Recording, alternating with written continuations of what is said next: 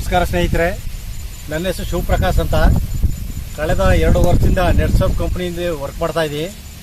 ನಾವು ಈಗ ಮಧುರಳ್ಳಿ ಗ್ರಾಮದಲ್ಲಿದ್ದೀವಿ. ಮಧುರಳ್ಳಿ ಗ್ರಾಮದಲ್ಲಿ ರಾಜಶೇಖರ ಮೂರ್ತಿಯವರ ಜಮೀನಲ್ಲಿದ್ದೀವಿ.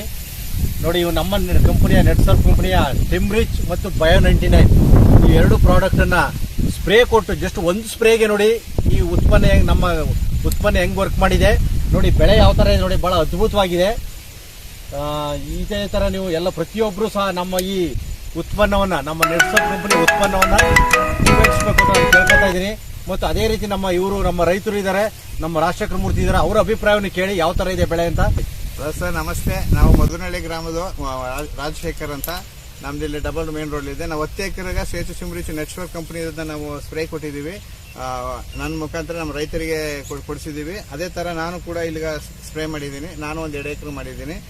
ನಿಮ್ಮ ಕಣ್ಣೆದುರಿಗೆ ಕಾಣ್ತಿರೋ ಭತ್ತ ನೋಡಿ, ಎಲ್ಲ ಸಣ್ಣ ಭತ್ತ, ಯಾವುದೇ ಥರದ್ದು ಒಂದು ಇದಿಲ್ಲ, ಏನು ಗಣಕ್ ಮಾರು ಬಂದಿಲ್ಲ, ಮತ್ತೆ ತುಂಬ ಚೆನ್ನಾಗಿ ಒಡ ಬಂದಿದೆ, ತುಂಬ ಸಮೃದ್ಧಿಯಾಗಿ ಕಾಣ್ತಿದೆ.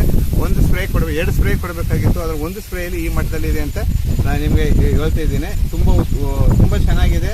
ನಾವು ಕೊಟ್ಟಂತ ರಾಸಾಯನಿಕ ಗೊಬ್ಬರನ ಎತ್ತು ಕೊಟ್ಟಿದೆ ಅಂತ ಹೇಳ್ತಿದ್ರು ಸರ್, ಅದೇ ತರ ವರ್ಕ್ ಮಾಡಿದೆ. ಮತ್ತೆ ಇನ್ನೊಂದು 8 ಎಕರೆ ಕೆಳಗಡೆ ಇದೆ, ಅದನ್ನು ಕೂಡ ನಾನು ರೈತರಿಗೆ ತೋರ್ಸಕ್ಕೆ ಇಚ್ಛೆ ಪಡ್ತೀನಿ.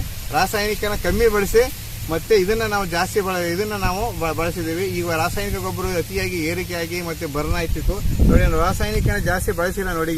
ಎಲ್ಲಿ ನೋಡಿದ್ರು ಒಂದು ಗಣಕ್ ಮಾರ ಬರುತ್ತೆ ಸರ್, ಆ ತರ ಮಾರ್ಗಳು ಕಾಣಿಸ್ತಾ ಇಲ್ಲ, ಒಂದು ಕೂಡ ಕಾಣಿಸ್ತಾ ಇಲ್ಲ. ಇದು ನಮಗೆ ಇದು ತುಂಬಾ ಚೆನ್ನಾಗಿ ಬರುತ್ತೆ ಅಂತ ಇಷ್ಟಪಡ್ತೀವಿ. ನೀವು ಕೂಡ ಮುಂದಿನ ದಿನಗಳಲ್ಲಿ ಎಲ್ಲ ಬಳಸಿ ಮತ್ತೆ ನಮ್ಮ ಬೆಳೆನ ತುಂಬಾ ಕಾಪಾಡಿ.